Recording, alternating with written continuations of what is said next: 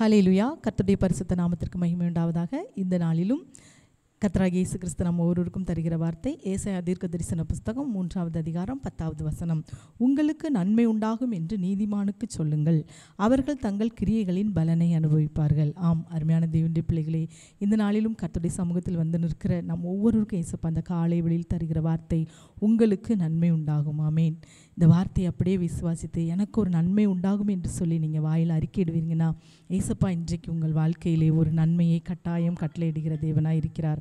ஆமீன். இந்த வேளையிலும் இந்த வசனத்தில் பாருங்கள், யாருக்கு சொல்லணுமா? நீதிமானுக்கு சொல்லுங்கள். ஆமீன். நீதிமான்களுக்கு அவர்கள் தங்கள் கிரியைகளின் பலனை அனுபவிப்பவர்கள்.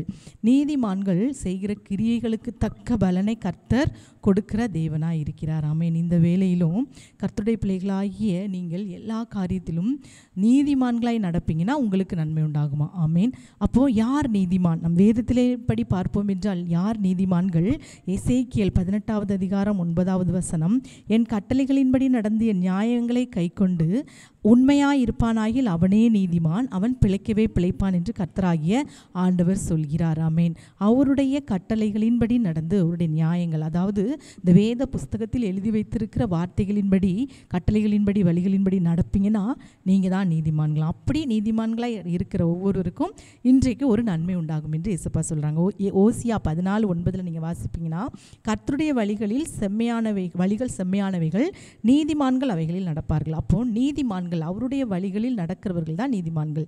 இன்றைக்கும் இதை கேட்டுக்கொண்டிருக்கிற அருமையான தேவனுடைய பிள்ளைகளை, நீங்கள் உங்கள் வாழ்க்கையில் ஒரு நன்மையை பெற்றுக்கொள்ளணும் என்பதற்காக உங்களுடைய சுய வழிகளில், சுய யோசனைகளில், சுய புத்தியில் நீங்கள் நடந்திருக்கலாம், எவ்வளவோ காரியங்களை செய்திருக்கலாம். இன்றைக்கு நீங்கள் இந்த வார்த்தையை அப்படியே கேட்டு அதற்கு ஒப்பு கொடுத்து ஒரு தீர்மானத்தோடு, இசப்பா என் வழியில் எவ்வளவோ நான் நடந்தேன், எனக்கு ஒரு நன்மை இல்லை, இன்றைக்கு சொல்லப்பட்ட வார்த்தையின்படி நான் கர்த்தருடைய வழிகளில், அவருடைய வழிகளில், அவர் வேதம் காட்டுகிற வழிகளில் நான் நடக்க என்னை ஒப்பு கொடுத்து என்னை நீதிமானாய் ஒப்பு கொடுக்கிறேன், என்னை நீதிமானாய் மாற்றி நீதிமானுக்கு நன்மை உண்டாகும்னு சொன்னீங்களே, அந்த வார்த்தையின்படி என் வாழ்க்கையில் ஒரு நன்மையை கொடுங்க என்று சொல்லி ஒரு தீர்மானத்தோடு இந்த வார்த்தையை அப்படியே பிடித்து கொண்டு நீங்கள் இன்றைக்கி ஒரு தீர்மானம் எடுப்பீங்கன்னா, நான் இன்றிலிருந்து வேதம் காட்டுகிற வழியில் நடந்து நான் நீதிமானாய் மாறி என் வாழ்க்கையில் ஒரு நன்மை நான் கட்டாயம் சீக்கிரத்தில் பெற்றுக்கொள்வேன் என்று சொல்லி ஒரு தீர்மானத்தோடு இருப்பீங்கன்னா, இயேசப்பா உங்கள் வாழ்க்கையில் ஒரு நன்மையை கட்டாயம் தருவார். ஆமேன். அதே நீங்கள் 11வது வசனத்தில் வாசிப்பீங்கன்னா, துன்மார்க்கனுக்கு ஐயோ, அவனுக்கு கேடு உண்டாகும், அவன் கைகளின் பலன் அவனுக்கு கிடைக்கும். அப்போது நன்மை உண்டாகணும்னா நீதிமான்களாக இருக்கணுமா?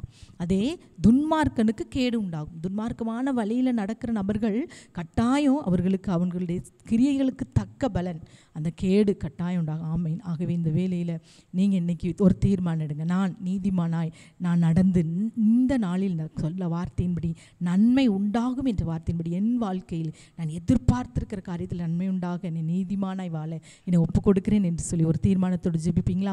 கண்களை மூடி ஜெபிக்கலாமா? பாவமே, நாங்கள் நன்றியோடு ஸ்தோத்தரிக்கிறோம். இந்த நாளிலும் நீர் எங்களுக்காக சொன்ன இந்த நல்ல வார்த்தைக்காக ஸ்தோத்திரம் இயேசப்பா. இயேசுவே உம்மை துதிக்கிறோம், ஸ்தோத்தரிக்கிறோம். இந்த நாளிலும் நீதிமானுக்கு நன்மை உண்டாகும் என்று சொல்லியிருக்கீங்க. இதை கேட்டுக்கொண்டு இருக்கிற ஒவ்வொரு பிள்ளைகளுடைய வாழ்க்கையிலும் ஏதாவது ஒரு காரியத்தில் எனக்கு நன்மை உண்டாகாதா என்று சொல்லி எதிர்பார்த்திருக்கிற காரியத்தில் நன்மை இந்த நாளில் காண செய்யுங்க. அப்பா உம்மை ஸ்தோத்தரிக்கிறோம். யார் யார் நீதிமானாய் வாழ ஒப்பு கொடுத்து ஜெபிக்கிறார்களோ அவருடைய வாழ்க்கையில் இந்த நாளில் ஒரு நன்மையை காண செய்யுங்க இயேசப்பா.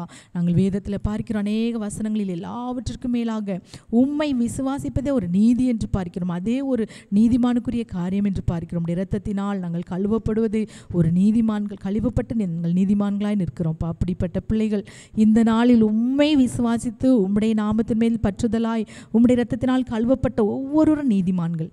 அப்படி நீதிமான்களாய் இருக்கிற ஒவ்வொரு பிள்ளைகளையும் இந்த நாளில் நீ ஒரு நன்மையை காண செய்யும், பெரிய காரியங்களை செய்யும், சாட்சியாய் நிறுத்தும். இயேசுவின் நாமத்தில் ஜெபிக்கிறோம் நல்ல பிதாவே. ஆமேன், ஆமேன்.